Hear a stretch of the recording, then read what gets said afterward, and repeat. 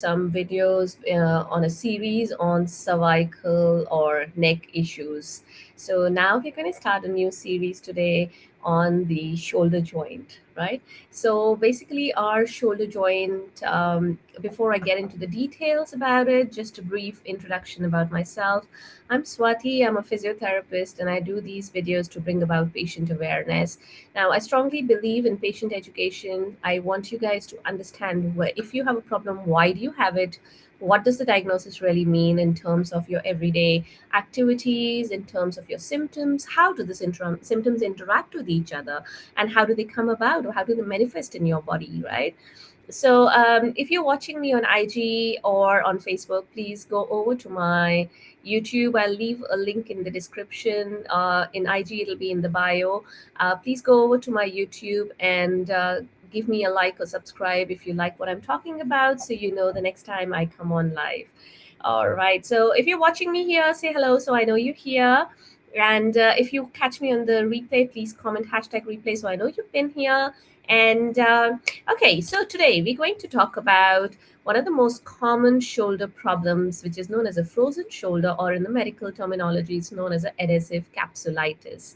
Okay, so as I was saying, our shoulder joint is a very complex area. So there's a lot going on around here, as with any other part of the body. So there are two joints. One is where your collarbone meets this area from this bone that is coming from the shoulder blade, right? So this right here at the tip, this is known as an acromioclavicular or AC joint.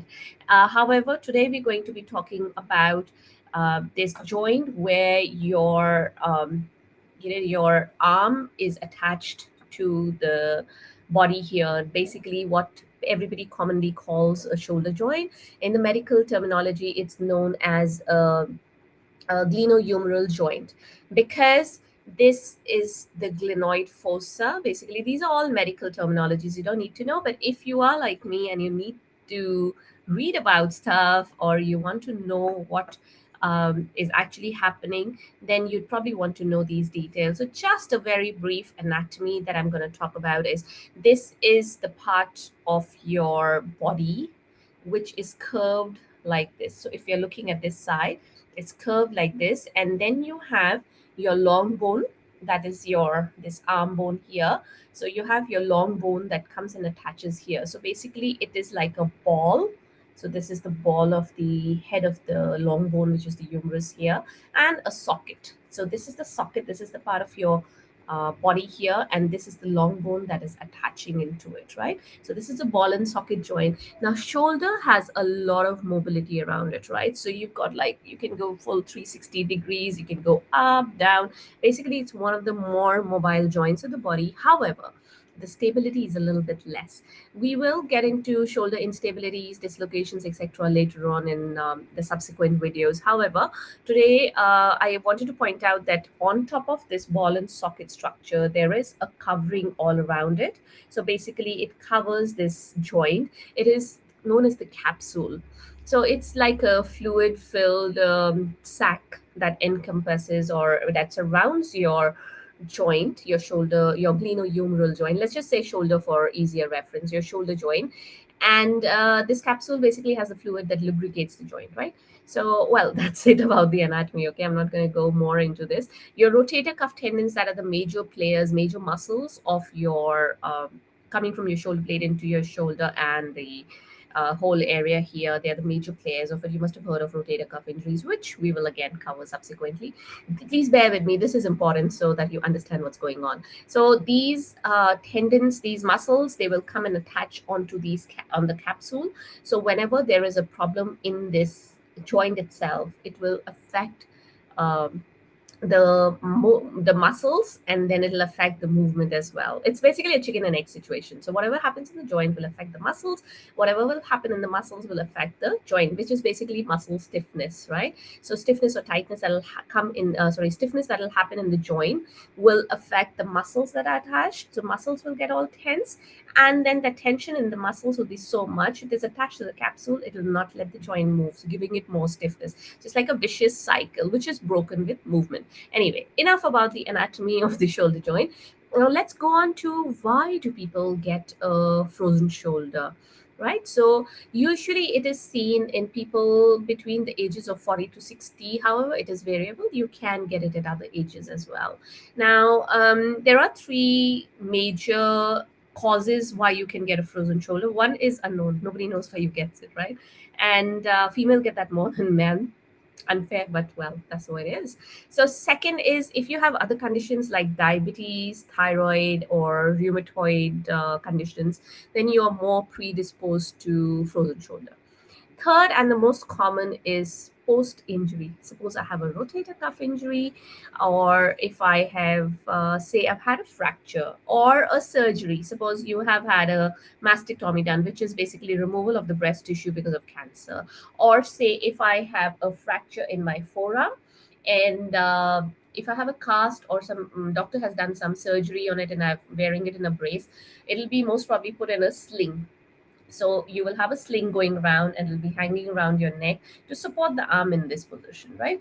Now, most of the patients will do this mistake of not moving the shoulder. See, you can still support your arm. It's in a cast, or if it's been surgically fixed, it's not going to move, right? So you can, without moving this forearm, without moving the elbow and the wrist, you can actually do shoulder movements as well. People miss this out, or they don't do a full range of shoulder movement. They'll go only up to here, right? So if this happens, oops, it's if this happens, then it can also lead to a frozen shoulder.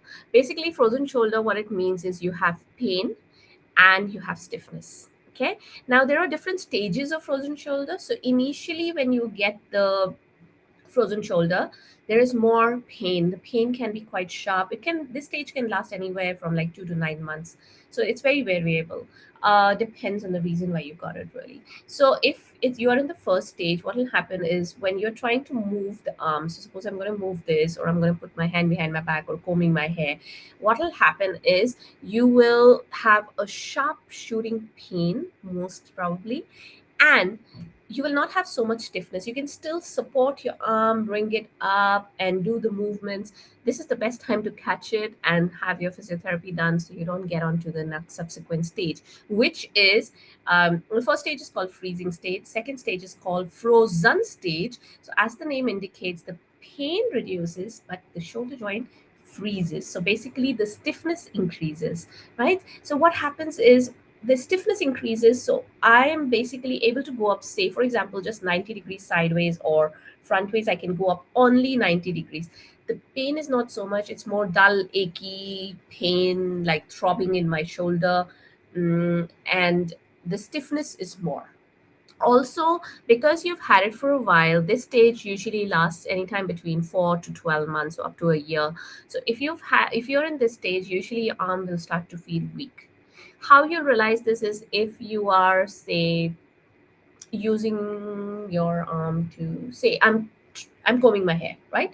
After a while I'll feel, oh my god, my arm is so tired, right? This is something I do every day. Or you're brushing your teeth and you're like, oh, my arm feels so tired. Or you're lifting something heavy, you're not able to lift it. So that's like the weakness or the heaviness in the arm that you will have. Okay, and then the third stage, um, this usually goes into more medical management, where the doctor will do more injections, and well, injections can come in earlier, but more manipulation, like get the joint moving under anesthesia. So we'll talk about management in the next video, medical and physiotherapy. But what will happen in this stage is your thawing stage. So there's a slow return of range, but this can be anywhere between 5 months to about 2 years. Now, what happens? What that means is it does not mean you can go full range like this. What it means is, suppose you're able to go only 90 degree, you'll probably go up to 100, like for an example, you'll go up to 120 degrees.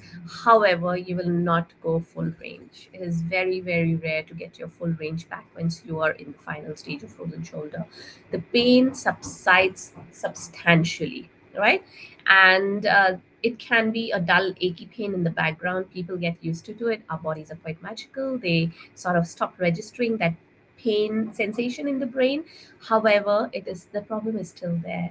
I see so many people who don't do the exercises in the first two stages, and they end up in the third one, and now they're like stuck at that range. If you're up to 90 degree, you're still sort of functional, you can still do your activities every day, you're typing, reading a book, etc. But if it comes to overhead activities, where suppose I want to take something out of a shelf, you can't do that, right? So you probably want to go tippy toe, and then you're like this. Another thing that happens is the symptoms are usually worse at night. Please, please, please do not sleep on this side if you have a frozen shoulder, okay? And have it treated, because what happens is, for example, if in a normal situation, I do 50% work with my left hand, 50% with my, left hand, right?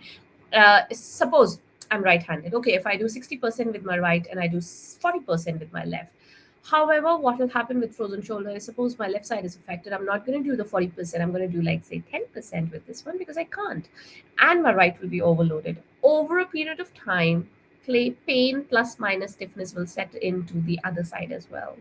So this is more in chronic cases, right? Because you're doing so much more with the other hand, knowingly or unknowingly. Also, when you have frozen shoulder, it's not just the glenohumeral joint. Remember that ball and socket joint that we were talking about?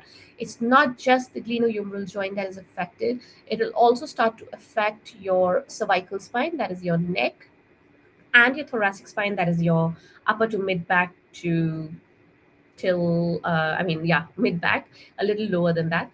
Or it can also, and it can most probably affect your shoulder blades as well, because there are muscles that run between these structures. So running from my neck into my shoulder, from my shoulder into my shoulder blade. So the body doesn't work in isolation, as I always say. You will have am I talking too fast? Okay, I'll slow down. So you will have uh, symptoms or discomfort going into other areas as well. It will not just stay in your shoulder joint, sadly, right? Um, so this was it about frozen shoulder. Let me just very quickly check if there's anything else. Oh yeah, one of them. See, the ranges of the shoulder. You can do forward raising, side raising. Obviously, these are not the technical terms, but just to simplify, you can touch your other shoulder, you can put your hand behind the back, right? So, and obviously, it's like, you know, rotating in and out. Basically, that's what I meant by putting your hand here and behind. So, what happens with frozen shoulder is, most of the times, all four can be affected. However, most of the times, your sideways raising of the arm and bending backwards, so basically this rotation movement, is affected in frozen shoulder. So people will usually feel that the symptoms, I mean, these are the symptoms, but how it will manifest in your daily life is, you will have a problem. Say if you're washing your hair, especially ladies who have longer hair, you need to shampoo, you need to rub it in, right? And need to condition and everything. So those longer head baths become a bit of a um, painful errand to run, right? And also, if you are wearing a dress where you have a strap at the back, strapping at the back would be painful. Or if you're one of those yoga people who do this, touching your arms at the back. So my one hand is actually at the back here, and the other one is going here. Or if you wipe yourself with a towel, your back with a towel after shower, all these will be problematic for you. Obviously, taking something out of a high shelf will be tiring, or you won't be able to do it. So these symptoms will manifest in such a way in your activities of daily living. Alrighty, so I think that was it that I wanted to talk about the frozen shoulder this time, because otherwise the video will be too long. I'm already around 14 minutes plus there. So let's talk about medical and physiotherapy management the next time. And I will show you some very simple exercises that you can do. Please be mindful that this is a very painful condition. I understand you don't want to exercise, or you don't want to go through the pain of exercise. However, it is required, right? Otherwise, once you get to the third stage and you're stuck with just that much range, there's not much you can do. And if you can medically manage it, sorry, you will still have to go physiotherapy. Okay, so there's no way around it. Your physiotherapist can help you. If you have any questions, feel free, ask me your questions. Let me know if there's any way I can help you. Okay. Alrighty. I'll see you guys the next time, where we talk about the treatment and some simple exercises for frozen shoulder. Ta-da. Take care. Bye.